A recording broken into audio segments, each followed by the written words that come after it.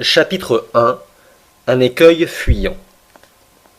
L'année 1866 fut marquée par un événement bizarre, un phénomène inexpliqué et inexplicable que personne n'a sans doute oublié. Sans parler des rumeurs qui agitaient les populations des ports et surexcitaient l'esprit public à l'intérieur des continents, les gens de mer furent particulièrement émus. Les négociants, armateurs, capitaines de navires, skippers et masters de l'Europe et de l'Amérique, officiers des marines militaires de tout pays, et après eux les gouvernements des divers États des deux continents, se préoccupèrent de ce fait au plus haut point. En effet, depuis quelque temps, plusieurs navires s'étaient rencontrés sur mer avec une chose énorme, un objet long, fusiforme, parfois phosphorescent, infiniment plus vaste et plus rapide qu'une baleine.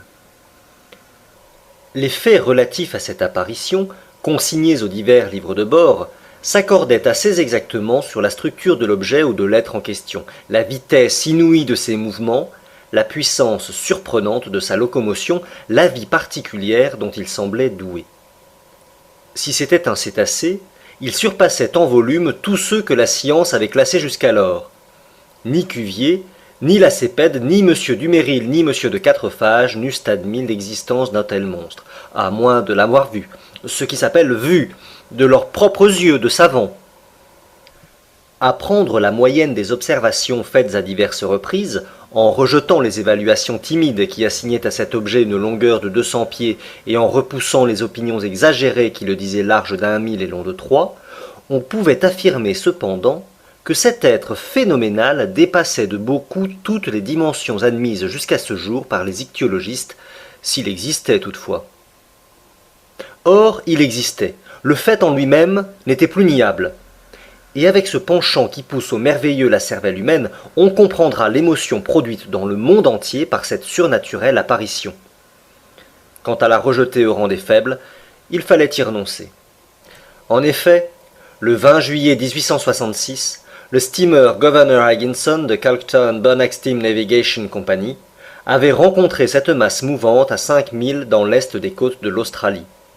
Le capitaine Baker se crut tout d'abord en présence d'un écueil inconnu. Il se disposait même à en déterminer la situation exacte quand 2 colonnes d'eau, projetées par l'inexplicable objet, s'élancèrent en sifflant à 150 pieds dans l'air. Donc, à moins que cet écueil ne fût soumis aux expansions intermittentes d'un geyser, le gouverneur Higginson avait affaire bel et bien à quelques mammifères aquatiques, inconnus jusque-là, qui rejetaient par ces évents des colonnes d'eau mélangées d'air et de vapeur. Pareil fait fut également observé le 23 juillet de la même année, dans les mers du Pacifique, par le Cristobal Colon de West Indian Pacific Steam Navigation Company. Donc, ce cétacé extraordinaire pouvait se transporter d'un endroit à un autre avec une vélocité surprenante, puisqu'à 3 jours d'intervalle, le gouverneur Higginson et le Cristobal Colon l'avaient observé en 2 points de la carte séparés par une distance de plus de 700 lieues marines.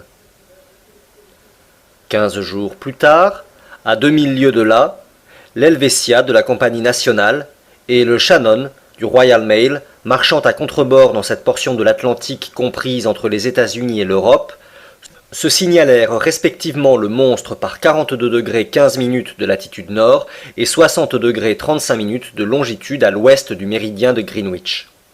Dans cette observation simultanée, on crut pouvoir évaluer la longueur minimum du mammifère à plus de 350 pieds anglais, puisque le Shannon et l'Helvetia étaient de dimension inférieure à lui, bien qu'ils mesurassent 100 mètres de l'étrave à l'étambot.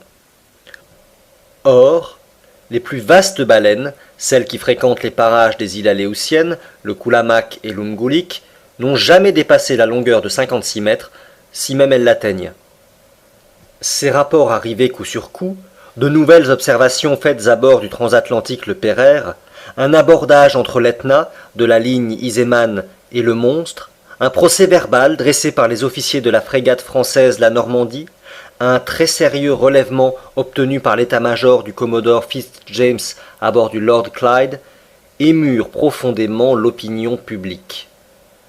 Dans les pays d'humeur légère, on plaisanta le phénomène, mais les pays graves et pratiques, l'Angleterre, l'Amérique, l'Allemagne, s'en préoccupèrent vivement.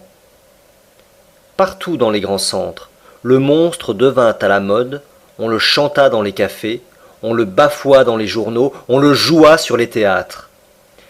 Les canards eurent là une belle occasion de pondre des œufs de toutes couleurs. On vit réapparaître dans les journaux, à court de copie, tous les êtres imaginaires et gigantesques, depuis la baleine blanche, le terrible Moby Dick des régions hyperboréennes, jusqu'au kraken démesuré, dont les tentacules peuvent enlacer un bâtiment de 500 tonneaux et l'entraîner dans les abîmes de l'océan. On reproduisit même les procès-verbaux des temps anciens, les opinions d'Aristote et de Pline qui admettaient l'existence de ces monstres, puis les récits norvégiens de l'évêque Pontoppidan, les relations de Paul Hégédé, et enfin les rapports de M. Harrington, dont la bonne foi ne peut être soupçonnée quand il affirme avoir vu, étant à bord du Castillane en 1857, cet énorme serpent qui n'avait jamais fréquenté jusqu'alors que les mers de l'ancien constitutionnel. Alors éclata l'interminable polémique des crédules et des incrédules dans les sociétés savantes et les journaux scientifiques. La question du monstre enflamma les esprits. Les journalistes qui font profession de science, en lutte avec ceux qui font profession d'esprit, versèrent des flots d'encre pendant cette mémorable campagne. Quelques-uns même, 2 ou 3 gouttes de sang, car du serpent de mer, ils en vinrent aux personnalités les plus offensantes. 6 mois durant, la guerre se poursuivit avec des chances diverses. Aux articles de fond de l'Institut géographique du Brésil, de l'Académie royale des sciences de Berlin, de l'Association britannique, de l'Institution smithsonienne de Washington, aux discussions de The Indian Archipelago, du Cosmos de l'abbé Moignot, des Mitteilungen de Petermann aux chroniques scientifiques des grands journaux de la France et de l'étranger, la petite presse ripostait avec une verve intarissable. Ces spirituels écrivains parodiant un mot de Linné, cité par les adversaires du monstre, soutinrent en effet que la nature ne faisait pas de sots, et ils adjurèrent leurs contemporains de ne point donner un démenti à la nature, en admettant l'existence des krakens, des serpents de mer, des Moby Dick et autres élucubrations de marins en délire. Enfin, dans un article d'un journal satirique très redouté, le plus aimé de ses rédacteurs, brochant sur le tout, poussa au monstre, comme Hippolyte, lui porta un dernier coup et l'acheva au milieu d'un éclat de rire universel. L'esprit avait vaincu la science. Pendant les premiers mois de l'année 1867, la question parut être enterrée, et elle ne semblait pas devoir renaître, quand de nouveaux faits furent portés à la connaissance du public. Il ne s'agit plus alors d'un problème scientifique à résoudre, mais bien d'un danger réel, sérieux, à éviter. La question prit une toute autre face. Le monstre redevint îlot, rocher, écueil, mais écueil fuyant, indéterminable, insaisissable. Le 5 mars 1867, le Moravian de Montréal Ocean Company, se trouvant pendant la nuit par 27 degrés 30 minutes de latitude et 72 degrés 15 minutes de longitude, heurta de sa hanche de tribord un roc qu'aucune carte ne marquait dans ces parages. Sous l'effort combiné du vent et de ses 400 chevaux vapeur, il marchait à la vitesse de 13 nœuds. Nul doute que sans la qualité supérieure de sa coque, le Moravian, ouvert au choc, ne se fût englouti avec les 237 passagers qu'il ramenait du Canada. L'accident était arrivé vers 5 heures du matin, lorsque le jour commençait à poindre. Les officiers de quart se précipitèrent à l'arrière du bâtiment. Ils examinèrent l'océan avec la plus scrupuleuse attention. Ils ne virent rien, si ce n'est un fort remous qui brisait à 3 encablures, comme si les nappes liquides eussent été violemment battues. Le relèvement du lieu fut exactement pris, et le Moravian continua sa route sans avarie apparente. Avait-il heurté une roche sous-marine, ou quelque énorme épave d'un naufrage? On ne put le savoir. Mais, examen fait de sa carène dans les bassins de Radoub, il fut reconnu qu'une partie de la quille avait été brisée. Ce fait, extrêmement grave en lui-même, eût pu être oublié comme tant d'autres si 3 semaines après il ne se fût reproduit dans des conditions identiques. Seulement, grâce à la nationalité du navire victime de ce nouvel abordage, grâce à la réputation de la compagnie à laquelle ce navire appartenait, l'événement eut un retentissement immense. Personne n'ignore le nom du célèbre armateur anglais Cunard. Cet intelligent industriel fonda en 1840 un service postal entre Liverpool et Halifax avec 3 navires en bois et à roues d'une force de 400 chevaux et d'une jauge de 1162 tonneaux. 8 ans après, le matériel de la compagnie s'accroissait de 4 navires de 650 chevaux et de 1820 tonnes, et 2 ans plus tard, de 2 autres bâtiments supérieurs en puissance et en tonnage. En 1853, la compagnie Cunard, dont le privilège pour le transport des dépêches venait d'être renouvelé, ajouta successivement à son matériel l'Arabia, le Persia, le China, le Scotia, le Java, le Russia, tous navires de première marche, et les plus vastes qui, après le Great Eastern, eussent jamais sillonné les mers. Ainsi donc, en 1867, la compagnie possédait 12 navires, dont 8 à roues et 4 à hélices. Si je donne ces détails très succincts, c'est afin que chacun sache bien quelle est l'importance de cette compagnie de transport maritime, connue du monde entier pour son intelligente gestion. Nulle entreprise de navigation transocéanienne n'a été conduite avec plus d'habileté. Nulle affaire n'a été couronnée de plus de succès. Depuis 26 ans, les navires Cunard ont traversé 2000 fois l'Atlantique, et jamais un voyage n'a été manqué. Jamais un retard n'a eu lieu, jamais ni une lettre, ni un homme, ni un bâtiment n'ont été perdus. Aussi les passagers choisissent-ils encore, malgré la concurrence puissante que lui fait la France, la ligne Cunard de préférence à tout autre, ainsi qu'il appert d'un relevé fait sur les documents officiels des dernières années. Ceci dit, personne ne s'étonnera du retentissement que provoqua l'accident arrivé à l'un de ses plus beaux steamers. Le 13 avril 1867, la mer étant belle, la brise maniable, le Scotia se trouvait par 15 degrés 12 minutes de longitude et 45 degrés 37 minutes de latitude. Il marchait avec une vitesse de 13 nœuds 43 centièmes sous la poussée de ses 1000 chevaux vapeur. Ses roues battaient la mer avec une régularité parfaite. Son tirant d'eau était alors de 6 mètres 70 centimètres et son déplacement de 6624 mètres cubes. À 4h17 du soir, pendant le lunch des passagers réunis dans le grand salon, un choc, peu sensible en somme, se produisit sur la côte du Scotia, par sa hanche et un peu en arrière de la roue de bâbord. Le Scotia n'avait pas heurté, il avait été heurté, et plutôt par un instrument tranchant ou perforant que contondant. L'abordage avait semblé si léger que personne ne s'en fut inquiété à bord, sans le cri des caliers qui remontèrent sur le pont en s'écriant « Nous coulons, nous coulons !» Tout d'abord, les passagers furent très effrayés, mais le capitaine Anderson se hâta de les rassurer. En effet, le danger ne pouvait être imminent. Le Scotia, divisé en 7 compartiments par des cloisons étanches, devait braver impunément une voie d'eau. Le capitaine Anderson se rendit immédiatement dans la cale. Il reconnut que le 5e compartiment avait été envahi par la mer, et la rapidité de l'envahissement prouvait que la voie d'eau était considérable. Fort heureusement, ce compartiment ne renfermait pas les chaudières, car les feux se fussent subitement éteints. Le capitaine Anderson fit stopper immédiatement, et l'un des matelots plongea pour reconnaître l'avarie. Quelques instants après, on constatait l'existence d'un trou large de 2 mètres dans la carène du steamer. Une telle voie d'eau ne pouvait être aveuglée, et le Scotia, ses roues à demi noyées, dut continuer ainsi son voyage. Il se trouvait alors à 300 milles du Cap Clear, et après 3 jours d'un retard qui inquiéta vivement Liverpool, il entra dans les bassins de la compagnie. Les ingénieurs procédèrent alors à la visite du Scotia qui fut mise en cale sèche. Ils ne purent en croire leurs yeux. À 2,5 mètres au-dessous de la flottaison s'ouvrait une déchirure régulière en forme de triangle isocèle.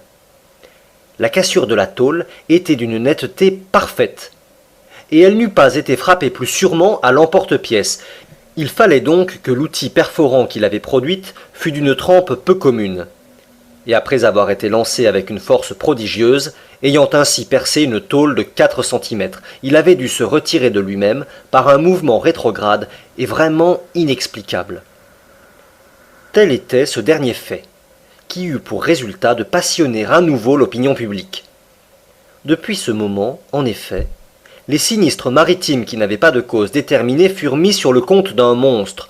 Ce fantastique animal endossa la responsabilité de tous ces naufrages, dont le nombre est malheureusement considérable, car sur 3000 navires dont la perte est annuellement relevée au Bureau Veritas, le chiffre des navires à vapeur ou à voile, supposés perdus corps et biens par suite d'absence de nouvelles, ne s'élève pas à moins de 200. Or, ce fut le monstre qui, justement ou injustement, fut accusé de leur disparition, et grâce à lui, les communications entre les divers continents devenant de plus en plus dangereuses, le public se déclara et demanda catégoriquement que les mers fussent enfin débarrassées et à tout prix de ce formidable cétacé. Chapitre 2. Le pour et le contre. À l'époque où ces événements se produisirent, je revenais d'une exploration scientifique entreprise dans les mauvaises terres du Nebraska aux États-Unis. En ma qualité de professeur suppléant au Muséum d'histoire naturelle de Paris, le gouvernement français m'avait joint à cette expédition. Après 6 mois passés dans le Nebraska, chargé de précieuses collections, j'arrivai à New York vers la fin de mars. Mon départ pour la France était fixé au premier jour de mai. Je m'occupais donc, en attendant, de classer mes richesses minéralogiques, botaniques et zoologiques, quand arriva l'incident du Scotia.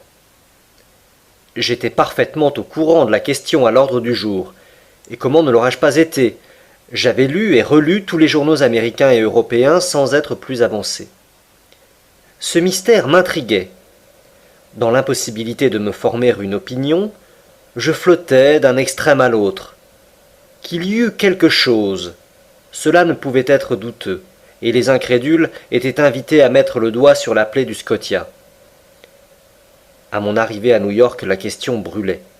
L'hypothèse de l'îlot flottant, de l'écueil insaisissable, soutenu par quelques esprits peu compétents, était absolument abandonnée. Et, en effet, à moins que cet écueil n'eût une machine dans le ventre, comment pouvait-il se déplacer avec une rapidité si prodigieuse?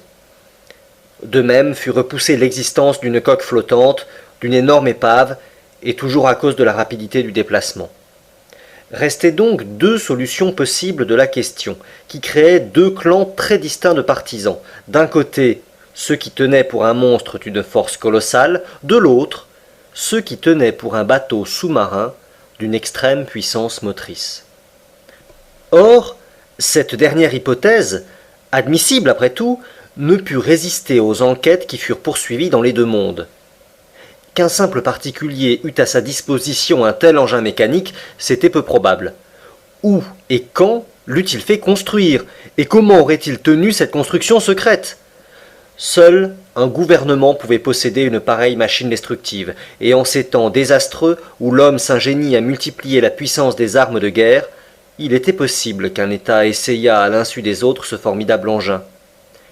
Après les chasse-peaux, les torpilles, après les torpilles, les béliers sous-marins, puis la réaction, du moins je l'espère. Mais l'hypothèse d'une machine de guerre tomba encore devant la déclaration des gouvernements. Comme il s'agissait là d'un intérêt public, puisque les communications transocéaniennes en souffraient, la franchise des gouvernements ne pouvait être mise en doute. D'ailleurs, comment admettre que la construction de ce bateau sous-marin ait échappé aux yeux du public? Garder le secret dans ces circonstances est très difficile pour un particulier et certainement impossible pour un État dont tous les actes sont obstinément surveillés par les puissances rivales. Donc, après enquête faite en Angleterre, en France, en Russie, en Prusse, en Espagne, en Italie, en Amérique, voire même en Turquie, l'hypothèse d'un monitor sous-marin fut définitivement rejetée. Le monstre revint donc à flot, en dépit des incessantes plaisanteries dont le lardait la petite presse, et dans cette voie, les imaginations se laissèrent aller bientôt aux plus absurdes rêveries d'une ichtyologie fantastique. À mon arrivée à New York, plusieurs personnes m'avaient fait l'honneur de me consulter sur le phénomène en question. J'avais publié en France un ouvrage in-quarto en 2 volumes, intitulé « Les mystères des grands fonds sous-marins ». Ce livre, particulièrement goûté du monde savant, faisait de moi un spécialiste dans cette partie assez obscure de l'histoire naturelle.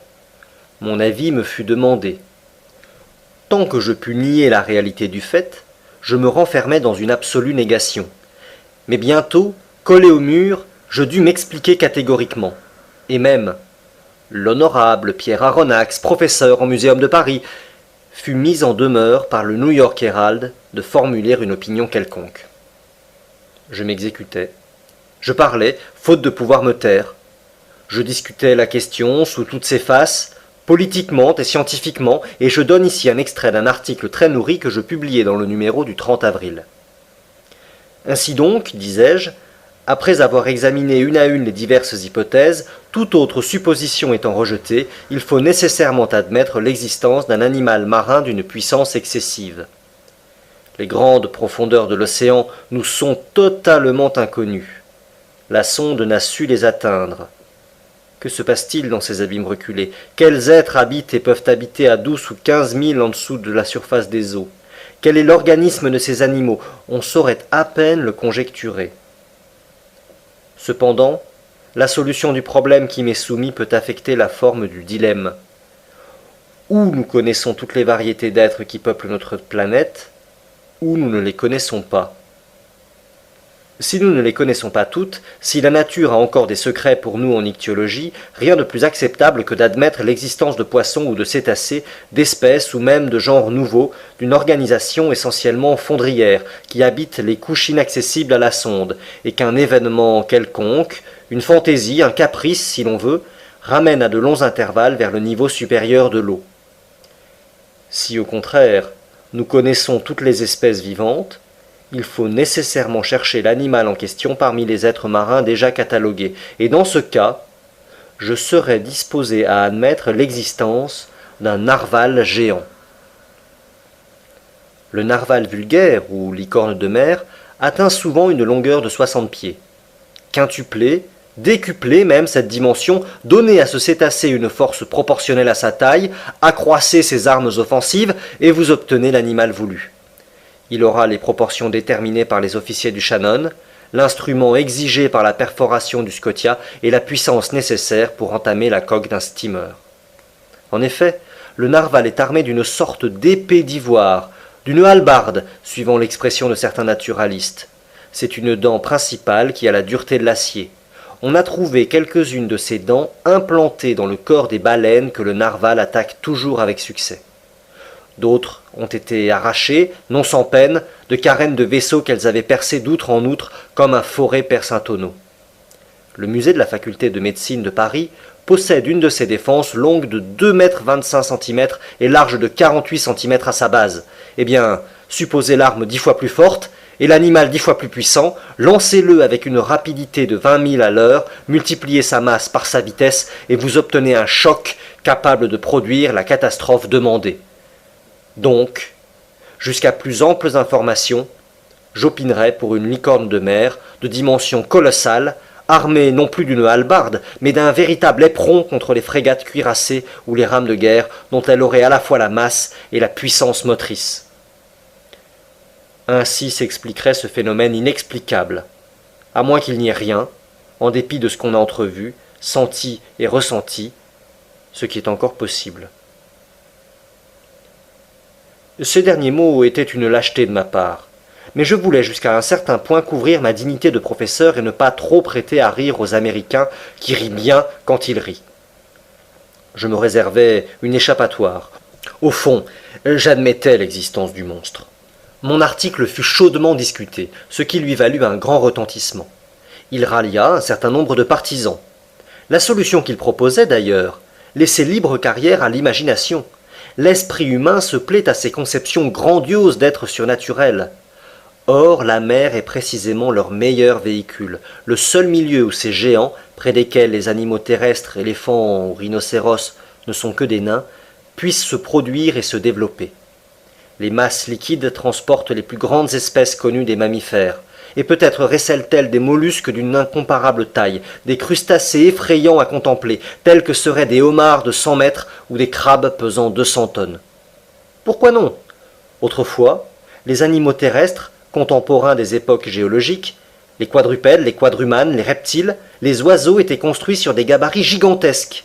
Le Créateur les avait jetés dans un moule colossal que le temps a réduit peu à peu. Pourquoi la mer, dans ses profondeurs ignorées, n'aurait-elle pas gardé ces vastes échantillons de la vie d'un autre âge, elle qui ne se modifie jamais, alors que le noyau terrestre change presque incessamment?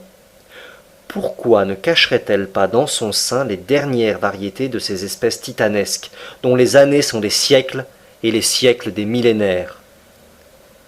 Mais je me laisse entraîner à des rêveries qu'il ne m'appartient plus d'entretenir. Trêve à ces chimères que le temps a changées pour moi en réalité terrible. Je le répète, l'opinion se fit alors sur la nature du phénomène, et le public admit sans conteste l'existence d'un être prodigieux qui n'avait rien de commun avec les fabuleux serpents de mer. Mais si les uns ne virent là qu'un problème purement scientifique à résoudre, les autres, plus positifs, surtout en Amérique et en Angleterre, furent d'avis de purger l'océan de ce redoutable monstre, afin de rassurer les communications transocéaniennes. Les journaux industriels et commerciaux traitèrent la question principalement à ce point de vue. Le Shipping and Mercantile Gazette, le Lloyd, le Paquebot, la Revue maritime et coloniale, toutes les feuilles dévouées aux compagnies d'assurance qui menaçaient d'élever le taux de leurs primes furent unanimes sur ce point. L'opinion publique s'étant prononcée, les États de l'Union se déclarèrent les premiers. On fit à New York les préparatifs d'une expédition destinée à poursuivre le narwal. Une frégate de grande marche, l'Abraham Lincoln, se mit en mesure de prendre la mer au plus tôt. Les arsenaux furent ouverts au commandant Farragut, qui pressa activement l'armement de sa frégate. Précisément, et ainsi que cela arrive toujours, du moment que l'on se fut décidé à poursuivre le monstre ne reparut plus. Pendant 2 mois, personne n'en entendit parler, aucun navire ne le rencontra. Il semblait que cette licorne eût connaissance des complots qui se tramaient contre elle. On en avait tant causé, et même par le câble transatlantique. Aussi, les plaisants prétendaient-ils que cette fine mouche avait arrêté au passage quelques télégrammes dont elle faisait maintenant son profit. Donc, la frégate armée pour une campagne lointaine et pourvue de formidables engins de pêche, on ne savait plus où la diriger. Et l'impatience allait croissant, quand le 3 juillet, on apprit qu'un steamer de la ligne San Francisco de Californie à Shanghai avait revu l'animal 3 semaines auparavant dans les mers septentrionales du Pacifique. L'émotion causée par cette nouvelle fut extrême. On n'accorda pas 24 heures de répit au commandant Farragut. Ses vivres étaient embarqués, ses soutes regorgeaient de charbon, pas un homme ne manquait à son rôle d'équipage. Il n'avait qu'à allumer ses fourneaux, à chauffer, à démarrer. On ne lui eût pas pardonné une demi-journée de retard. D'ailleurs, le commandant Farragut ne demandait qu'à partir. 3 heures avant que le navire ne quittât le pier de Brooklyn, je reçus une lettre libellée en ces termes. Monsieur Aronnax, professeur au Muséum de Paris, Fifth Avenue Hotel. Monsieur, si vous voulez vous joindre à l'expédition de l'Abraham Lincoln, le gouvernement de l'Union verra avec plaisir que la France soit représentée par vous dans cette entreprise. Le commandant Farragut tient une cabine à votre disposition. Très cordialement, J.B. Hobson, secrétaire de la Marine. Chapitre 3. Comme il plaira à monsieur. 3 secondes avant l'arrivée de la lettre de J.B. Hobson, je ne songeais pas plus à poursuivre la licorne qu'à tenter le passage du Nord-Ouest. 3 secondes après avoir lu la lettre de l'honorable secrétaire de la Marine, je comprenais enfin que ma véritable vocation, l'unique but de ma vie, était de chasser ce monstre inquiétant et d'en purger le monde. Cependant, je revenais d'un pénible voyage, fatigué, avide de repos. Je n'aspirais plus qu'à revoir mon pays, mes amis, mon petit logement du jardin des plantes, mes chères et précieuses collections. Mais rien ne put me retenir. J'oubliais tout, fatigue, amis, collection, et j'acceptais sans plus de réflexion l'offre du gouvernement américain. D'ailleurs, pensais-je, tout chemin ramène en Europe, et la licorne sera assez aimable pour m'entraîner vers les côtes de France. Ce digne animal se laissera prendre dans les mers d'Europe pour mon agrément personnel, et je ne veux pas rapporter moins d'un demi-mètre de sa hallebarde d'ivoire au Muséum d'histoire naturelle. Mais, en attendant, il me fallait chercher ce narwal dans le nord de l'océan Pacifique, ce qui, pour revenir en France, était prendre le chemin des antipodes. « Conseil !» criai-je d'une voix impatiente. Conseil était mon domestique, un garçon dévoué qui m'accompagnait dans tous mes voyages, un brave flamand que j'aimais et qui me le rendait bien, un être flegmatique par nature, régulier par principe, zélé par habitude, s'étonnant peu des surprises de la vie, très adroit de ses mains, apte à tout service et en dépit de son nom, ne donnant jamais de conseils, même quand on ne lui en demandait pas. À se frotter aux savants de notre petit monde du jardin des plantes, Conseil en était venu à savoir quelque chose. J'avais en lui un spécialiste très ferré sur la classification en histoire naturelle, parcourant avec une agilité d'acrobate toute l'échelle des embranchements, des groupes, des classes, des sous-classes, des ordres, des familles, des genres, des sous-genres, des espèces et des variétés. Mais sa science s'arrêtait là. Classer, c'était sa vie, et il n'en savait pas davantage. Très versé dans la théorie de la classification, peu dans la pratique, il n'eût pas distingué, je crois, un cachalot d'une baleine. Et cependant, quel brave et digne garçon! Conseil, jusqu'ici et depuis 10 ans, m'avait suivi partout où m'entraînait la science. Jamais une réflexion de lui sur la longueur ou la fatigue d'un voyage. Nulle objection à boucler sa valise pour un pays quelconque, Chine ou Congo, si éloigné qu'il fût. Il allait là, comme ici, sans en demander davantage, d'ailleurs d'une belle santé qui défiait toutes les maladies, des muscles solides, mais pas de nerfs, pas l'apparence de nerfs, au moral s'entend. Ce garçon avait 30 ans, et son âge était à celui de son maître comme 15 est à 20. Qu'on m'excuse de dire ainsi que j'avais 40 ans. Seulement, Conseil avait un défaut. Formaliste enragé, il ne me parlait jamais qu'à la troisième personne, au point d'en être agaçant.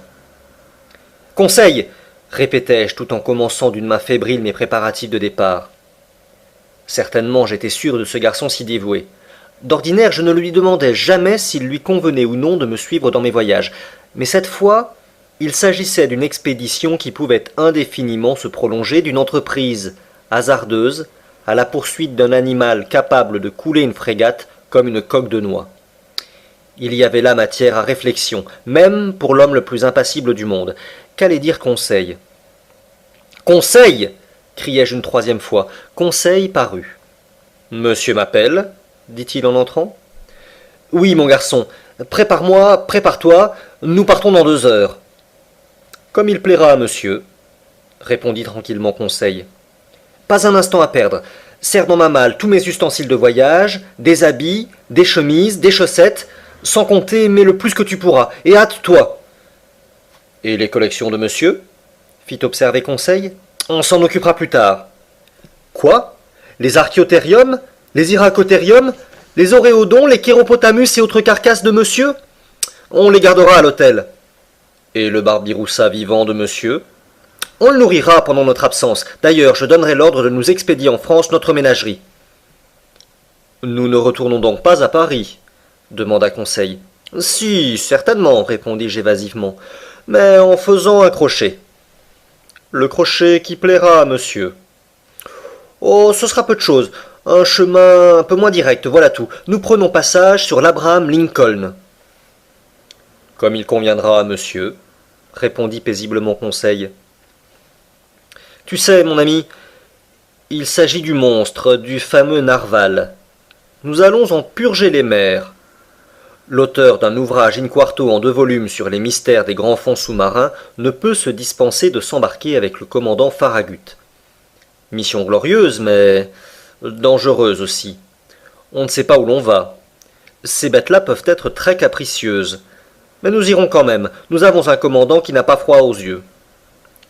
Comme fera monsieur, je ferai, répondit Conseil.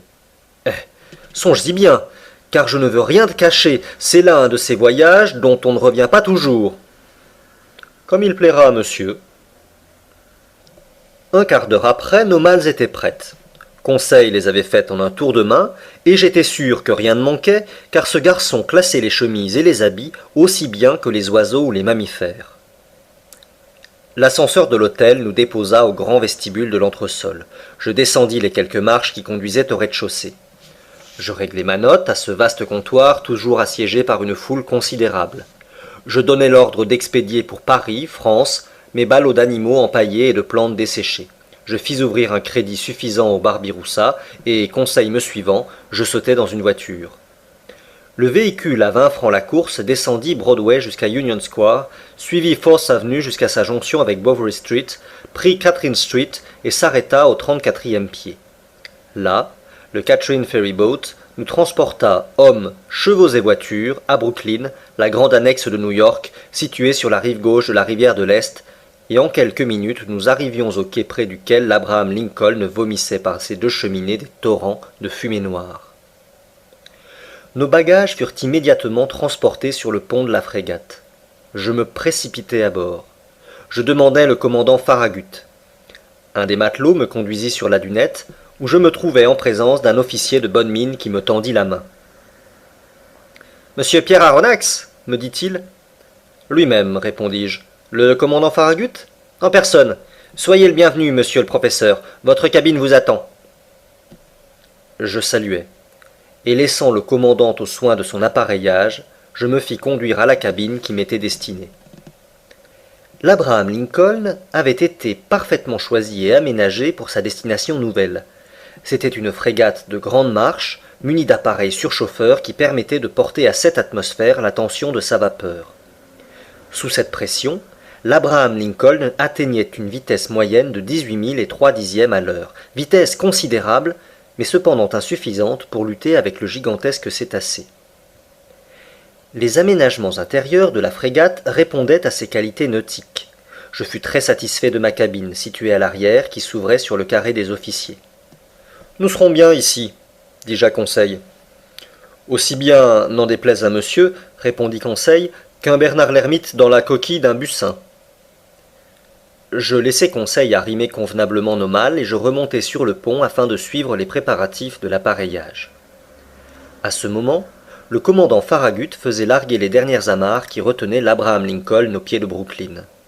Ainsi donc, un quart d'heure de retard, moins même, et la frégate partait sans moi, et je manquais cette expédition extraordinaire, surnaturelle, invraisemblable, dont le récit véridique pourra bien trouver cependant quelques incrédules. Mais le commandant Farragut ne voulait perdre ni un jour ni une heure pour rallier les mers dans lesquelles l'animal venait d'être signalé. Il fit venir son ingénieur. « Sommes-nous en pression ?» lui demanda-t-il. « Oui, monsieur, » répondit l'ingénieur. « Go ahead !» cria le commandant Farragut. À cet ordre, qui fut transmis à la machine au moyen d'appareils à air comprimé, les mécaniciens firent agir la roue de la mise en train. La vapeur siffla en se précipitant dans les tiroirs entr'ouverts. Les longs pistons horizontaux gémirent et poussèrent les bielles de l'arbre. Les branches de l'hélice battirent les flots avec une rapidité croissante, et l'Abraham Lincoln s'avança majestueusement au milieu d'une centaine de ferryboats et de tenders chargés de spectateurs qui lui faisaient cortège. Les quais de Brooklyn et toute la partie de New York qui borde la rivière de l'Est étaient couverts de curieux. 3 hurrahs, partis de 500 000 poitrines, éclatèrent successivement. Des milliers de mouchoirs s'agitèrent au-dessus de la masse compacte et saluèrent l'Abraham Lincoln jusqu'à son arrivée dans les eaux de l'Hudson, à la pointe de cette presqu'île allongée qui forme la ville de New York. Alors, la frégate, suivant du côté de New Jersey l'admirable rive droite du fleuve toute chargée de villas, passa entre les forts qui la saluèrent de leurs plus gros canons. L'Abraham Lincoln répondit en amenant et en hissant 3 fois le pavillon américain dont les 39 étoiles resplendissent à sa corne d'artimon. Puis, modifiant sa marche pour reprendre le chenal balisé qui s'arrondit dans la baie intérieure formée par la pointe de Sandy Hook, il rasa cette langue sablonneuse où quelques milliers de spectateurs l'acclamèrent encore une fois. Le cortège des boats et des tenders suivait toujours la frégate, et il ne la quitta qu'à la hauteur du lightboat dont les 2 feux marquent l'entrée des passes de New York. 3 heures sonnaient alors, le pilote descendit dans son canot et rejoignit la petite goélette qui l'attendait sous le vent. Les feux furent poussés, l'hélice battit plus rapidement les flots, la frégate longea la côte jaune et basse de Long Island, et à 8 heures du soir, après avoir perdu dans le nord-ouest les feux de Fire Island, elle courut à toute vapeur sur les sombres eaux de l'Atlantique. Chapitre 4 Ned Land. Le commandant Farragut était un bon marin, digne de la frégate qu'il commandait. Son navire et lui ne faisaient qu'un, il en était l'âme. Sur la question du cétacé, aucun doute ne s'élevait dans son esprit, et il ne permettait pas que l'existence de l'animal fût discutée à son bord. Il y croyait comme certaines bonnes femmes croient au Léviathan, par foi, non par raison. Le monstre existait, il en délivrerait les mers, il l'avait juré. C'était une sorte de chevalier de Rhodes, un dieudonné de Gozon, marchant à la rencontre du serpent qui désolait son île. Ou le commandant Farragut tuerait le narval, ou le narval tuerait le commandant Farragut. Pas de milieu. Les officiers du bord partageaient l'opinion de leur chef. Il fallait les entendre causer, discuter, disputer, calculer les diverses chances d'une rencontre et observer la vaste étendue de l'océan. Plus d'un s'imposait un quart volontaire dans les barres de perroquet qui eût maudit une telle corvée en toute autre circonstance. Tant que le soleil décrivait son arc diurne, la mâture était peuplée de matelots auxquels les planches du pont brûlaient les pieds et qui n'y pouvaient tenir en place. Et cependant, l'Abraham Lincoln ne tranchait pas encore de son étrave les eaux suspectes du Pacifique. Quant à l'équipage, il ne demandait qu'à rencontrer la licorne, à la harponner, à la hisser à bord, à la dépecer. Il surveillait la mer avec une scrupuleuse attention. D'ailleurs, le commandant Farragut parlait d'une certaine somme de 2000 $ réservée à quiconque, mousse ou matelot, maître ou officier, signalerait l'animal. Je laisse à penser si les yeux s'exerçaient à bord de l'Abraham Lincoln. Pour mon compte, je n'étais pas en reste avec les autres, et je ne laissais à personne ma part d'observation quotidienne. La frégate aurait eu 100 fois raison de s'appeler l'Argus. Seul entre tous, Conseil protestait par son indifférence touchant la question qui nous passionnait, et détonnait sur l'enthousiasme général du bord. J'ai dit que le commandant Farragut avait soigneusement pourvu son navire d'appareils propres à pêcher le gigantesque cétacé. Nous possédions tous les engins connus, depuis le harpon qui se lance à la main jusqu'aux flèches barbelées des espingoles et aux balles explosives des canardières. Sur le gaillard d'avant s'allongeait un canon perfectionné, se chargeant par la culasse, très épais de parois, très étroit d'âme, et dont le modèle doit figurer à l'exposition universelle de 1867. Ce précieux instrument, d'origine américaine, envoyait sans se gêner un projectile conique de 4 kg à une distance moyenne de 16 km. Donc, l'Abraham Lincoln ne manquait d'aucun moyen de destruction, mais il avait mieux encore. Il avait Ned Land, le roi des harponneurs. Ned Land était un Canadien, d'une habileté de main peu commune, et qui ne connaissait pas d'égal dans son périlleux métier. Adresse et sang-froid, audace et ruse, il possédait ces qualités à un degré supérieur, et il fallait être une baleine bien maline ou un cachalot singulièrement astucieux pour échapper à son coup de harpon. Ned Land avait environ 40 ans. C'était un homme de grande taille, plus de 6 pieds anglais, vigoureusement bâti, l'air grave, peu communicatif, violent parfois, et très rageur quand on le contrariait. Sa personne provoquait l'attention, et surtout la puissance de son regard qui accentuait singulièrement sa physionomie. Je crois que le commandant Farragut avait sagement fait d'engager cet homme à bord. Il valait tout l'équipage à lui seul pour l'œil et les bras. Je ne saurais le mieux comparer qu'à un télescope puissant qui serait en même temps un canon toujours prêt à partir. Qui dit Canadien, dit Français. Et si peu communicatif que fût Ned Land, je dois avouer qu'il se prit d'une certaine affection pour moi. Ma nationalité l'attirait sans doute. C'était une occasion pour lui de parler, et pour moi d'entendre cette vieille langue de Rabelais qui est encore en usage dans quelques provinces canadiennes. La famille du harponneur était originaire de Québec, et formait déjà une tribu de hardis pêcheurs à l'époque où cette ville appartenait à la France. Peu à peu, Ned prit goût à causer, et j'aimais à entendre le récit de ses aventures dans les mers polaires. Il racontait ses pêches et ses combats avec une grande poésie naturelle. Son récit prenait une forme épique, et je croyais écouter quelque Homère canadien chantant l'Iliade des régions hyperboréennes. Je dépeins maintenant ce hardi compagnon tel que je le connais actuellement. C'est que nous sommes devenus de vieux amis, unis de cette inaltérable amitié qui naît et se cimente dans les plus effroyayantes conjonctures. Ah, brave Ned, je ne demande qu'à vivre 100 ans encore pour me souvenir plus longtemps de toi. Et maintenant, quelle était l'opinion de Ned Land sur la question du monstre marin? Je dois avouer qu'il ne croyait guère à la licorne, et que seul à bord il ne partageait pas la conviction générale. Il évitait même de traiter ce sujet sur lequel je crus devoir l'entreprendre un jour. Par une magnifique soirée du 30 juillet, c'est-à-dire 3 semaines après notre départ, La frégate se trouvait à la hauteur du Cap Blanc, à 30 milles sous le vent des côtes Patagones. Nous avions dépassé le tropique du Capricorne, et le détroit de Magellan s'ouvrait à moins de 700 milles dans le sud. Avant 8 jours, l'Abraham Lincoln sillonnerait les flots du Pacifique. Assis sur la dunette, Ned Land et moi, nous causions de choses et d'autres, regardant cette mystérieuse mer dont les profondeurs sont restées jusqu'ici inaccessibles au regard de l'homme.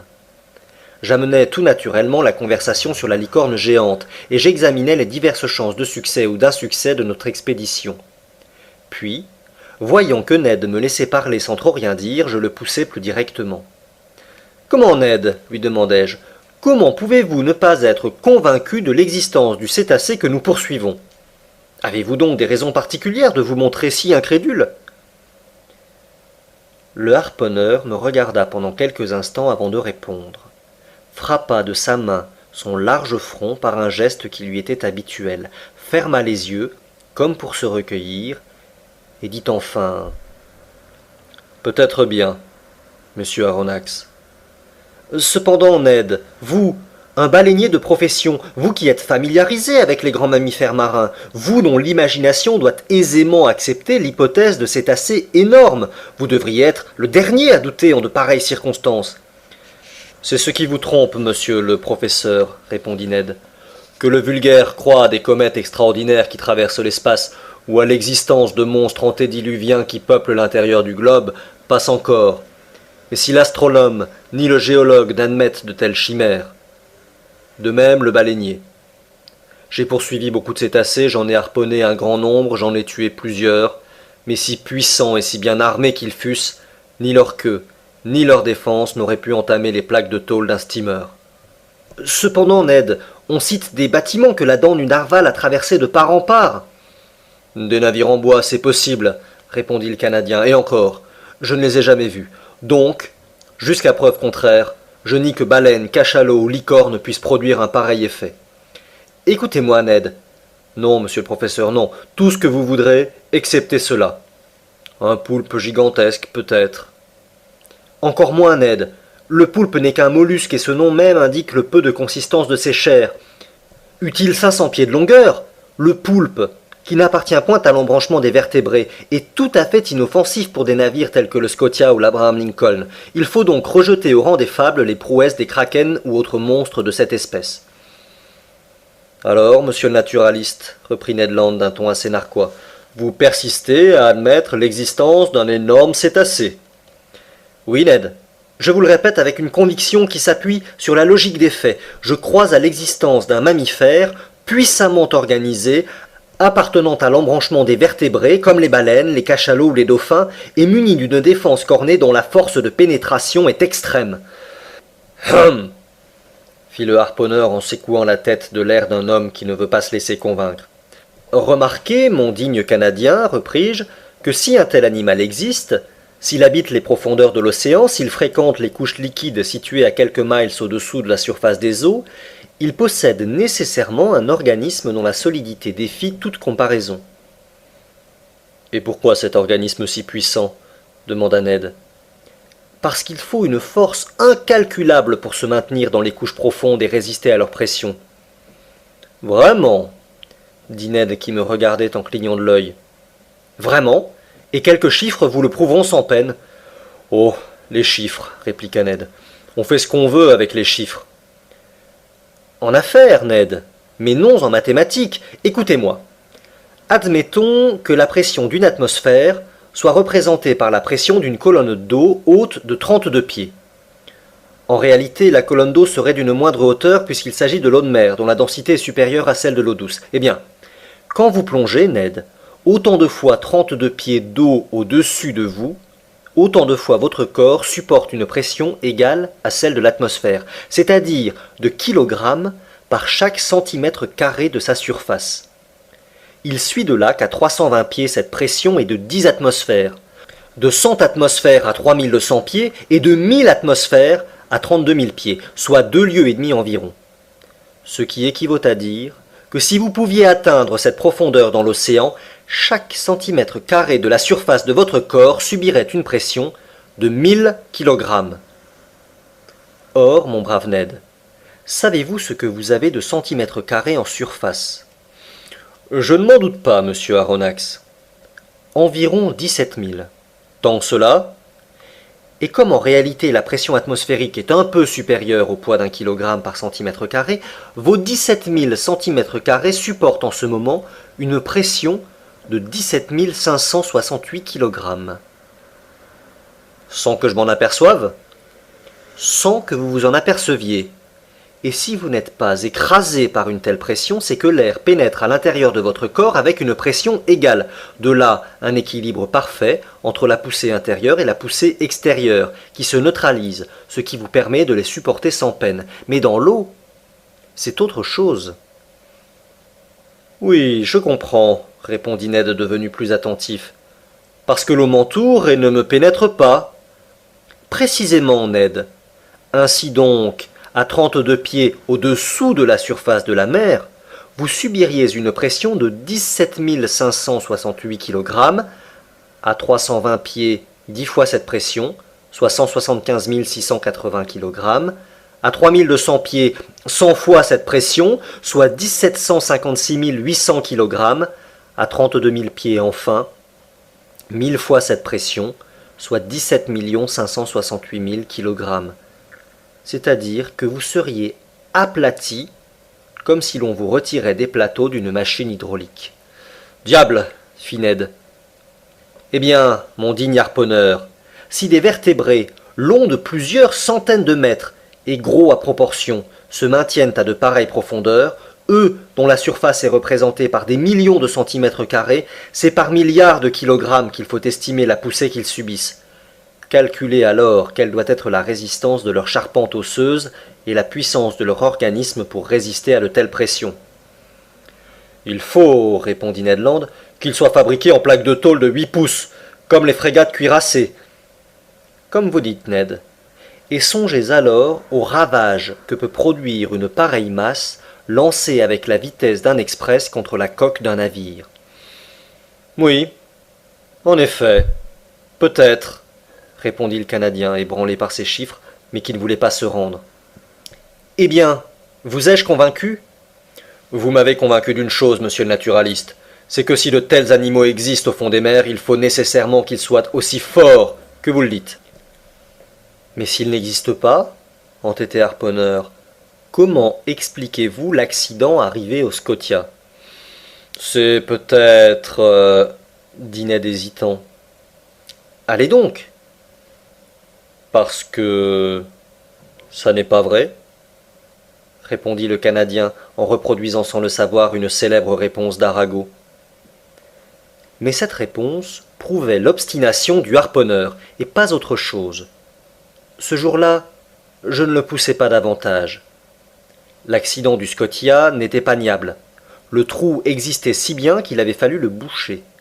Et je ne pense pas que l'existence d'un trou puisse se démontrer plus catégoriquement. Or, ce trou ne s'était pas fait tout seul, et puisqu'il n'avait pas été produit par des roches sous-marines ou des engins sous-marins, il était nécessairement dû à l'outil perforant d'un animal. Or, suivant moi, et pour toutes les raisons précédemment déduites, cet animal appartenait à l'embranchement des vertébrés, à la classe des mammifères, au groupe des pisciformes, et finalement à l'ordre des cétacés. Quant à la famille dans laquelle il prenait rang, baleines, cachalots ou dauphins, quant au genre dont il faisait partie, quant à l'espèce dans laquelle il convenait de le ranger, c'était une question à élucider ultérieurement. Pour la résoudre, il fallait disséquer ce monstre inconnu. Pour le disséquer, le prendre. Pour le prendre, le harponner, ce qui était l'affaire de Ned Land. Pour le harponner, le voir, ce qui était l'affaire de l'équipage. Et pour le voir, le rencontrer, ce qui était l'affaire du hasard. Chapitre 5. À l'aventure. Le voyage de l'Abraham Lincoln pendant quelque temps ne fut marqué par aucun incident. Cependant, une circonstance se présenta qui mit en relief la merveilleuse habileté de Ned Land et montra quelle confiance on devait avoir en lui. Au large des Malouines, le 30 juin, la frégate communiqua avec des baleiniers américains et nous apprîmes qu'ils n'avaient eu aucune connaissance du narwal. Mais l'un d'eux, le capitaine du Monroe, sachant que Ned Land était à bord de l'Abraham Lincoln, demanda son aide pour chasser une baleine qui était en vue. Le commandant Farragut, désireux de voir Ned Land à l'œuvre, l'autorisa à se rendre à bord du Monroe. Et le hasard servit si bien notre Canadien qu'au lieu d'une baleine, il en harponna 2 d'un coup double, frappant l'une droit au cœur et s'emparant de l'autre après une poursuite de quelques minutes.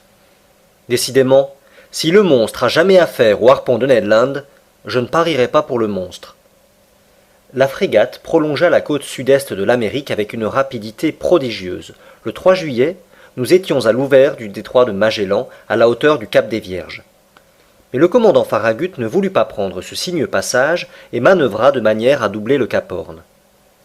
L'équipage lui donna raison à l'unanimité, et en effet, était-il probable que l'on pût rencontrer le narwal dans ce détroit resserré. Bon nombre de matelots affirmaient que le monstre n'y pouvait passer, qu'il était trop gros pour cela. Le 6 juillet, vers 3 heures du soir, l'Abraham Lincoln, à 15 milles dans le sud, doubla cet îlot solitaire, ce roc perdu à l'extrémité du continent américain, auquel des marins hollandais imposèrent le nom de leur ville natale, le Cap Horn. La route fut donnée vers le nord-ouest, et le lendemain l'hélice de la frégate battit enfin les eaux du Pacifique. « Ouvre l'œil !» répétaient les matelots de l'Abraham Lincoln. Et ils l'ouvraient démesurément. Les yeux et les lunettes, un peu éblouis, il est vrai, par la perspective des $2000, ne restèrent pas un instant au repos. Jour et nuit, on observait la surface de l'océan, et les nyctalopes, dont la faculté de voir dans l'obscurité accroissait les chances de 50%, avaient beau jeu pour gagner la prime. Moi, que l'appât de l'argent n'attirait guère, je n'étais pourtant pas le moins attentif du bord, ne donnant que quelques minutes au repas, quelques heures au sommeil, indifférent au soleil ou à la pluie, je ne quittais plus le pont du navire. Tantôt penché sur les bastingages du gaillard d'avant, tantôt appuyé à la lisse de l'arrière, je dévorais d'un œil avide le cotonneux sillage qui blanchissait la mer jusqu'à perte de vue. Et que de fois j'ai partagé l'émotion de l'état-major, de l'équipage, lorsque quelque capricieuse baleine élevait son dos noirâtre au-dessus des flots. Le pont de la frégate se peuplait en un instant. Les capots vomissaient un torrent de matelots et d'officiers. Chacun, la poitrine haletante, l'œil trouble, observait la marche du cétacé. Je regardais à en user ma rétine, à en devenir aveugle, tandis que Conseil, toujours flegmatique, me répétait d'un ton calme « Si monsieur voulait avoir la bonté de moins écarquiller les yeux, monsieur verrait bien davantage. » Mais, vaine émotion, l'Abraham Lincoln modifiait sa route, courait sur l'animal signalé, simple baleine ou cachalot vulgaire qui disparaissait bientôt au milieu d'un concert d'imprécations. Cependant, le temps restait favorable. Le voyage s'accomplissait dans les meilleures conditions. C'était alors la mauvaise saison australe, car le juillet de cette zone correspond à notre janvier d'Europe. Mais la mer se maintenait belle, et se laissait facilement observer dans un vaste périmètre. Ned Land montrait toujours la plus tenace incrédulité. Il affectait même de ne point examiner la surface des flots en dehors de son temps de bordée, du moins quand aucune baleine n'était en vue. Et pourtant sa merveilleuse puissance de vision aurait rendu de grands services. Mais 8 heures sur 12, cet entêté Canadien lisait ou dormait dans sa cabine. 100 fois, je lui reprochais son indifférence. « Bah, répondait-il, il n'y a rien, monsieur Aronnax. Et, eût-il eu quelque animal, quelle chance avons-nous de l'apercevoir? Est-ce que nous ne courons pas à l'aventure? On a revu, dit-on, cette bête introuvable dans les hautes mers du Pacifique. Je veux bien l'admettre. Mais 2 mois déjà se sont écoulés depuis cette rencontre, et à s'en rapporter au tempérament de votre narwal, il n'aime point à moisir longtemps dans les mêmes parages. Il est doué d'une prodigieuse facilité de déplacement. Or, vous le savez mieux que moi, monsieur le professeur, la nature ne fait rien à contresens, et elle ne donnerait pas à un animal lent de sa nature la faculté de se mouvoir rapidement s'il n'avait pas besoin de s'en servir. Donc, si la bête existe, elle est déjà loin. À cela, je ne savais que répondre. Évidemment, nous marchions en aveugle, mais le moyen de procéder autrement? Aussi, nos chances étaient-elles fort limitées. Cependant, personne ne doutait encore du succès, et pas un matelot du bord n'eût parié contre le narwal et contre sa prochaine apparition. Le 20 juillet, le tropique du Capricorne fut coupé par 105 degrés de longitude. et le 27 du même mois, nous franchissions l'équateur sur le 110e méridien. Ce relèvement fait, la frégate prit une direction plus décidée vers l'ouest et s'engagea dans les mers centrales du Pacifique. Le commandant Farragut pensait avec raison qu'il valait mieux fréquenter les eaux profondes et s'éloigner des continents ou des îles dont l'animal avait toujours paru éviter l'approche. Sans doute parce qu'il n'y avait pas assez d'eau pour lui, disait le maître d'équipage. La frégate passa donc au large des Pomotou, des Marquises, des Sandwich, coupa le tropique du Cancer par 132 degrés de longitude et se dirigea vers les mers de Chine. Nous étions enfin sur le théâtre des derniers ébats du monstre. Et pour tout dire, on ne vivait plus à bord. Les cœurs palpitaient effroyablement et se préparaient pour l'avenir d'incurables anévrismes. L'équipage entier subissait une surexcitation nerveuse dont je ne saurais donner l'idée. On ne mangeait pas, on ne dormait plus. 20 fois par jour, une erreur d'appréciation, une illusion d'optique de quelques matelots perchés sur les barres causaient d'intolérables douleurs, et ces émotions 20 fois répétées nous maintenaient dans un état d'éréthisme trop violent pour ne pas amener une réaction prochaine. Et en effet, la réaction ne tarda pas à se produire.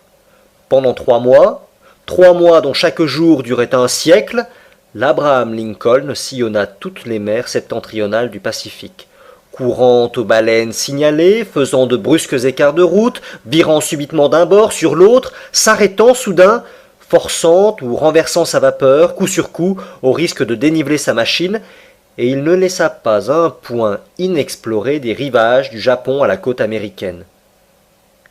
Et rien que l'immensité des flots déserts, rien qui ressemblât à un narval gigantesque, ni à un îlot sous-marin, ni à une épave de naufrage, ni à un écueil fuyant, ni à quoi que ce fût de surnaturel.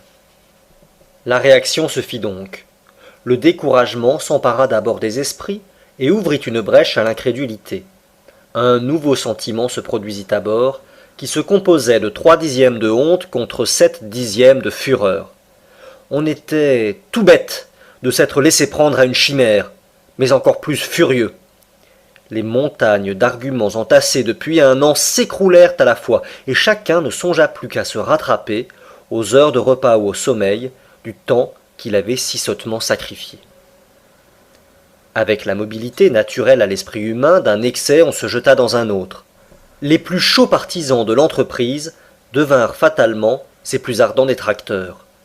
La réaction monta des fonds du navire, du poste des soutiers jusqu'au carré de l'état-major, et certainement, sans un entêtement très particulier du commandant Farragut, la frégate eut définitivement remis le cap au sud. Cependant, cette recherche inutile ne pouvait se prolonger plus longtemps. L'Abraham Lincoln n'avait rien à se reprocher, ayant tout fait pour réussir.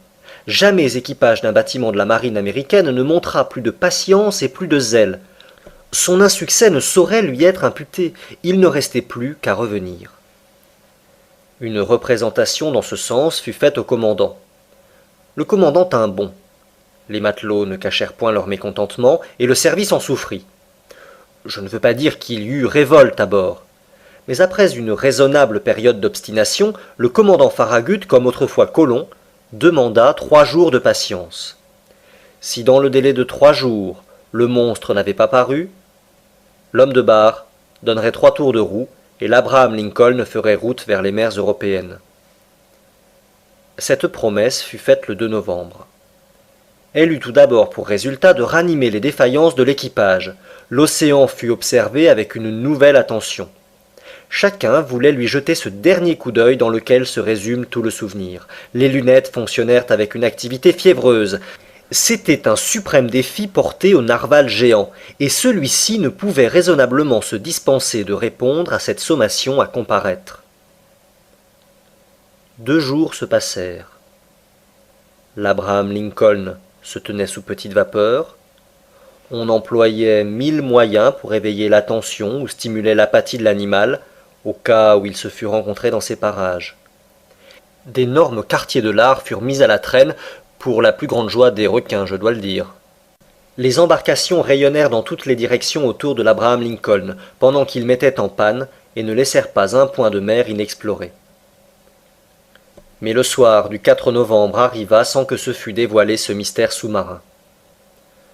Le lendemain, 5 novembre, à midi, expirait le délai de rigueur. Après le point, le commandant Farragut, fidèle à sa promesse, devait donner la route au sud-est et abandonner définitivement les régions septentrionales du Pacifique. La frégate se trouvait alors par 31° 15' de latitude nord et par 136° 42' de longitude est. Les terres du Japon nous restaient à moins de 200 milles sous le vent. La nuit approchait. On venait de piquer 8 heures. De gros nuages voilaient le disque de la lune, alors dans son premier quartier. La mer ondulait paisiblement sous l'étrave de la frégate. En ce moment, j'étais appuyé à l'avant sur le bastingage de tribord.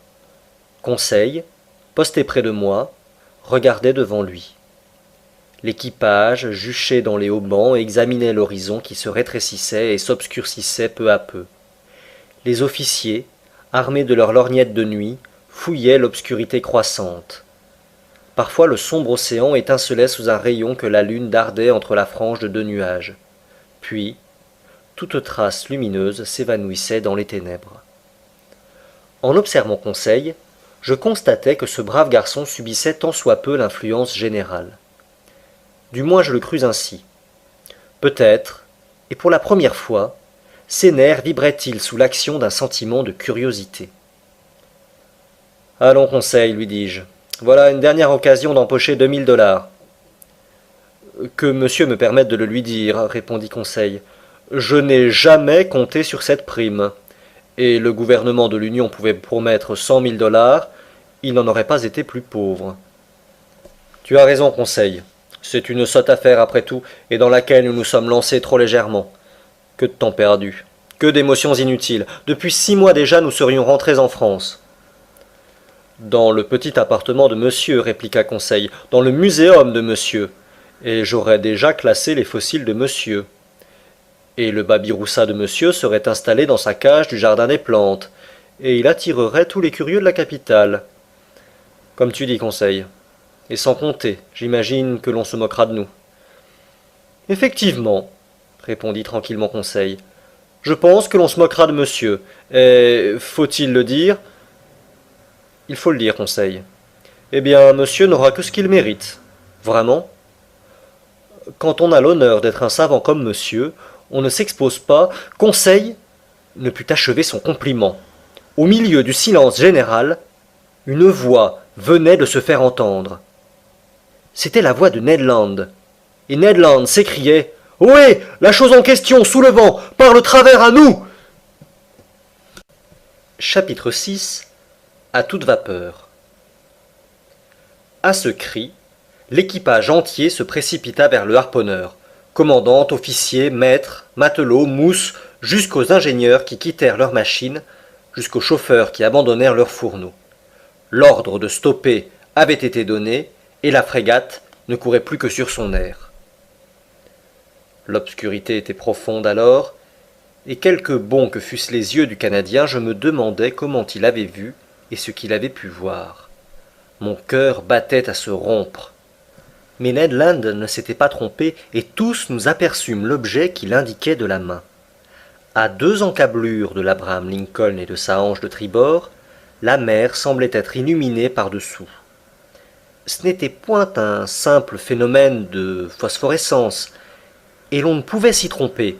Le monstre, immergé à quelques toises de la surface des eaux, projetait cet éclat très intense mais inexplicable que mentionnaient les rapports de plusieurs capitaines.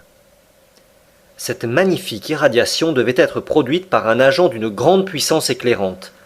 La partie lumineuse décrivait sur la mer un immense ovale très allongé, au centre duquel se condensait un foyer ardent dont l'insoutenable éclat s'éteignait par dégradations successives. « Ce n'est qu'une agglomération de molécules phosphorescentes !» s'écria l'un des officiers. « Non, monsieur, répliquai-je avec conviction. Jamais les Pholades et les Salpes ne produisent une si puissante lumière. Cet éclat est de nature essentiellement électrique. D'ailleurs, voyez, il se déplace, il se meut en avant, en arrière, il s'élance sur nous. » Un cri général s'éleva de la frégate. « Silence !» dit le commandant Farragut. « La barre au vent, toute, machine en arrière !» Les matelots se précipitèrent à la barre, les ingénieurs à leurs machines. La vapeur fut immédiatement renversée et l'Abraham Lincoln, abattant sur bâbord, décrivit un demi-cercle. « La barre droite, machine en avant !» cria le commandant Farragut. Ses ordres furent exécutés et la frégate s'éloigna rapidement du foyer lumineux. Je me trompe, elle voulut s'éloigner. Mais le surnaturel animal se rapprocha avec une vitesse double de la sienne. Nous étions haletants. La stupéfaction, bien plus que la crainte, nous tenait muets et immobiles. L'animal nous gagnait en se jouant. Il fit le tour de la frégate qui filait alors 14 nœuds et l'enveloppa de ses nappes électriques comme d'une poussière lumineuse. Puis il s'éloigna de 2 ou 3 milles, laissant une traînée phosphorescente comparable au tourbillon de vapeur que jette en arrière la locomotive d'un express.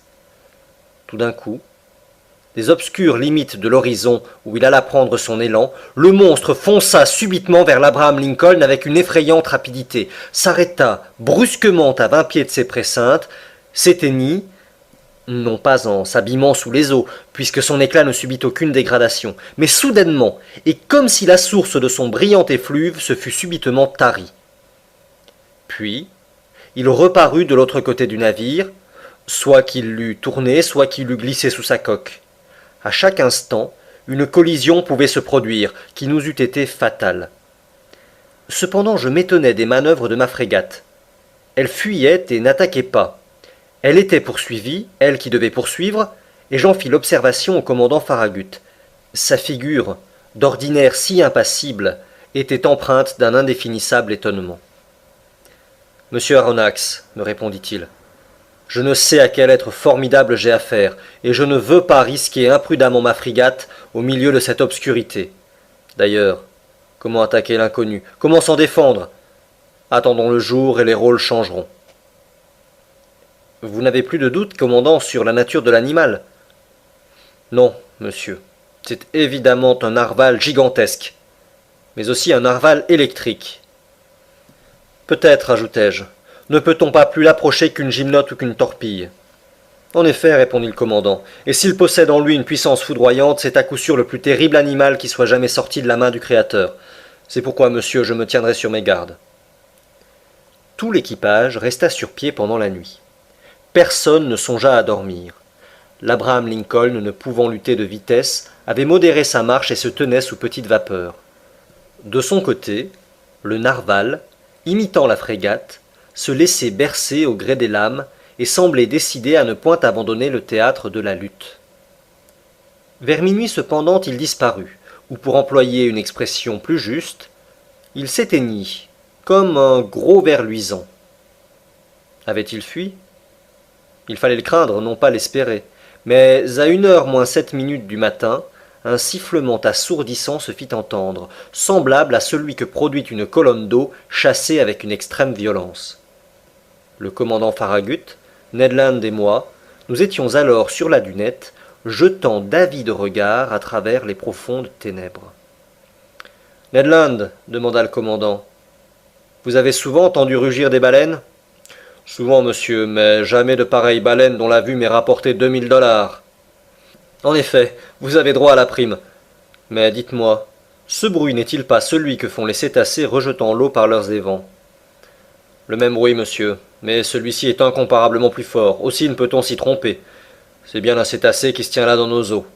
Avec votre permission, monsieur, ajouta le harponneur, nous lui dirons demain 2 mots au lever du jour. S'il est d'humeur à vous entendre, maître Land, répondis-je d'un ton peu convaincu. Que je l'approche, à 4 longueurs de harpon, riposta le Canadien, et il faudra bien qu'il m'écoute. Mais pour l'approcher, reprit le commandant, je devrais mettre une baleinière à votre disposition. Sans doute, monsieur. Ce sera jouer la vie de mes hommes. Et la mienne, répondit simplement le harponneur. Vers 2 heures du matin, le foyer lumineux reparut, non moins intense, à 5 milles au vent de l'Abraham Lincoln. Malgré la distance, malgré le bruit du vent et de la mer, on entendait distinctement les formidables battements de queue de l'animal et jusqu'à sa respiration haletante. Il semblait qu'au moment où l'énorme narval venait respirer à la surface de l'océan, l'air s'engouffrait dans ses poumons comme fait la vapeur dans les vastes cylindres d'une machine de 2000 chevaux. Pensai-je, une baleine qui aurait la force d'un régiment de cavalerie, ce serait une jolie baleine. On resta sur le qui-vive jusqu'au jour, et l'on se prépara au combat. Les engins de pêche furent disposés le long des bastingages, le second fit charger ses espingoles qui lancent un harpon à une distance de 1 mille, et de longues canardières à balles explosives dont la blessure est mortelle même aux plus puissants animaux. Ned Land s'était contenté d'affûter son harpon, arme terrible dans sa main. À 6 heures, l'aube commença à poindre, et avec les premières lueurs de l'aurore disparut l'éclat électrique du narval. À 7 heures, le jour était suffisamment fait, mais une brume matinale très épaisse rétrécissait l'horizon et les meilleures lorgnettes ne pouvaient la percer. De là, désappointement et colère. Je me hissai jusqu'au bar d'artimon. Quelques officiers s'étaient déjà perchés à la tête des mâts. À 8 heures, la brume roula lourdement sur les flots, et ces grosses volutes se levèrent peu à peu. L'horizon s'élargissait et se purifiait à la fois. Soudain, et comme la veille, la voix de Ned Land se fit entendre. « La chose en question, par bâbord, derrière !» cria le harponneur. Tous les regards se dirigèrent vers le point indiqué. Là, à 1 mille et demi de la frégate, un long corps noirâtre émergeait d'1 mètre au-dessus des flots. Sa queue, violemment agitée, produisait un remous considérable. Jamais appareil caudal ne battit la mer avec une telle puissance. Un immense sillage, d'une blancheur éclatante, marquait le passage de l'animal et décrivait une courbe allongée. La frégate s'approcha du cétacé. Je l'examinai en toute liberté d'esprit. Les rapports du Shannon et de l'Helvetia avaient un peu exagéré ses dimensions, et j'estimais sa longueur à 250 pieds seulement. Quant à sa grosseur, je ne pouvais que difficilement l'apprécier, mais en somme, l'animal me parut être admirablement proportionné dans ses 3 dimensions. Pendant que j'observais cet être phénoménal, 2 jets de vapeur et d'eau s'élancèrent de ses évents et montèrent à une hauteur de 40 mètres, ce qui me fixa sur son mode de respiration.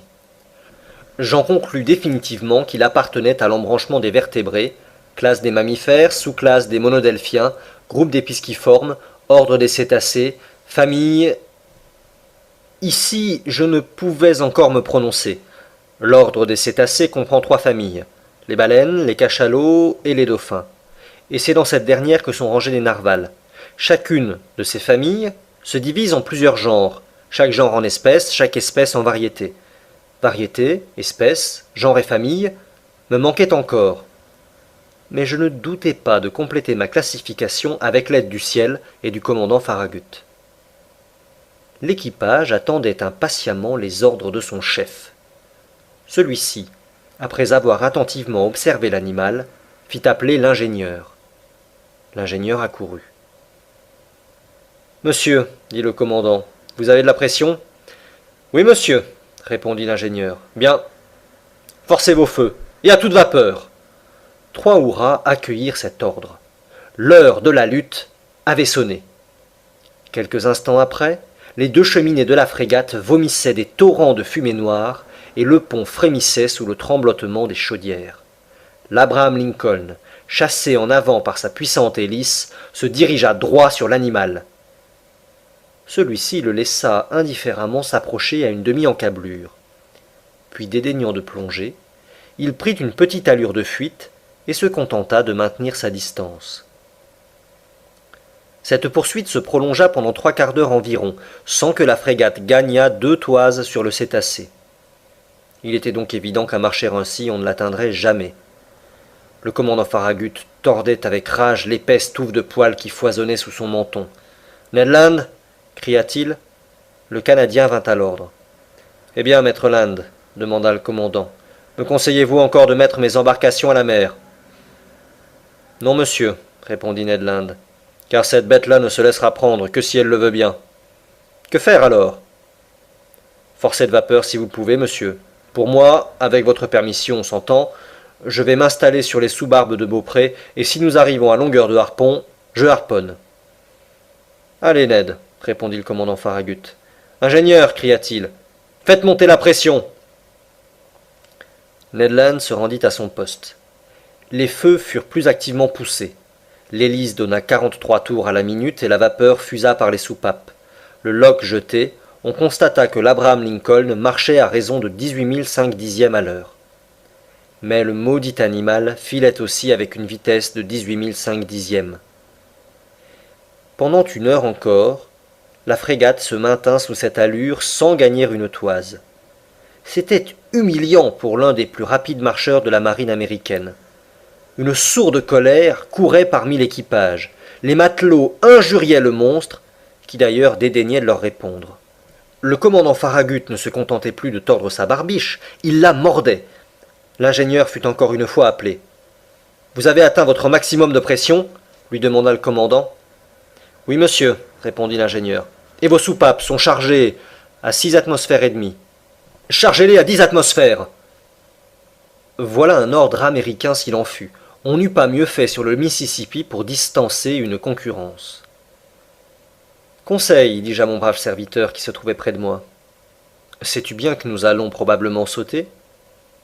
Comme il plaira à monsieur, répondit Conseil. Eh bien, je l'avouerai, cette chance, il ne me déplaisait pas de la risquer. Les soupapes furent chargées. Le charbon s'engouffra dans les fourneaux. Les ventilateurs envoyèrent des torrents d'air sur les brasiers. La rapidité de l'Abraham Lincoln s'accrut. Ses mâts tremblaient jusque dans leurs emplantures, et les tourbillons de fumée pouvaient à peine trouver passage par les cheminées trop étroites. On jeta le loch une seconde fois. « Eh bien, timonier ?» demanda le commandant Farragut. « 19 3/10, monsieur. »« Forcez les feux !» L'ingénieur obéit. Le manomètre marqua 10 atmosphères. Mais le cétacé chauffa lui aussi sans doute, car sans se gêner, il fila ses 19 3/10. Quelle poursuite! Non, je ne puis décrire l'émotion qui faisait vibrer tout mon être. Ned Land se tenait à son poste, le harpon à la main. Plusieurs fois, l'animal se laissa approcher. « Nous le gagnons! Nous le gagnons !» s'écriait le Canadien. Puis au moment où il se disposait à frapper, le cétacé se dérobait avec une rapidité que je ne puis estimer à moins de 30 000 à l'heure, et même, pendant notre maximum de vitesse, ne se permit-il pas de narguer la frégate en faisant le tour. Un cri de fureur s'échappa de toutes les poitrines. À midi, nous n'étions pas plus avancés qu'à 8 heures du matin.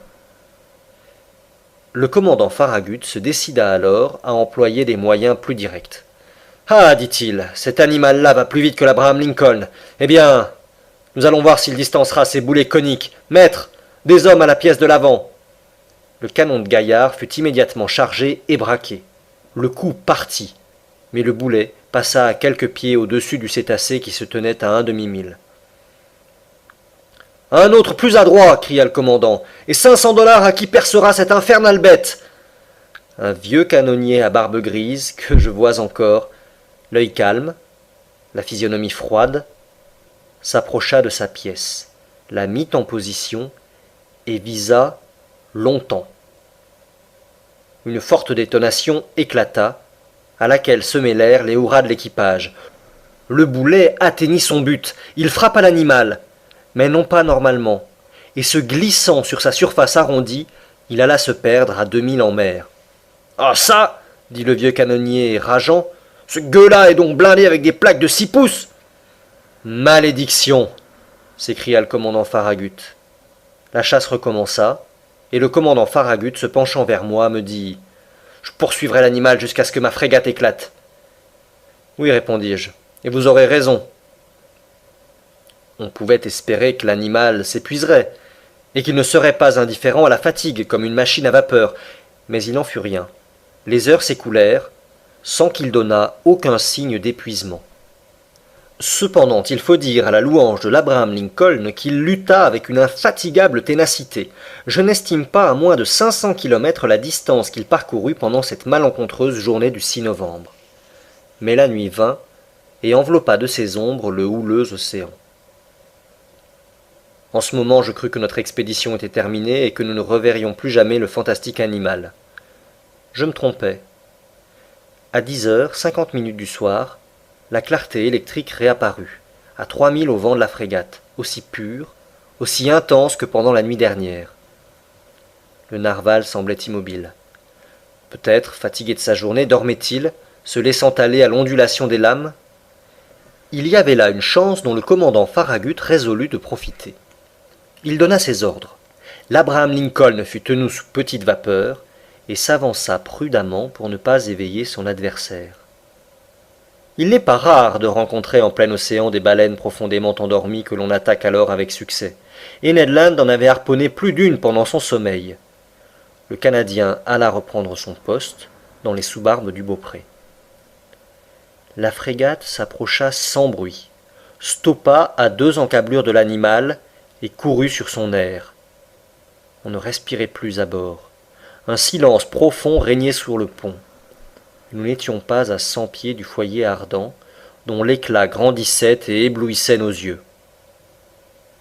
En ce moment, penché sur la lisse du gaillard d'avant, je voyais au-dessous de moi Ned Land, accroché d'une main à la martingale, de l'autre brandissant son terrible harpon. 20 pieds à peine le séparaient de l'animal immobile. Tout d'un coup, son bras se détendit violemment et le harpon fut lancé. J'entendis le choc sonore de l'arme qui semblait avoir heurté un corps dur.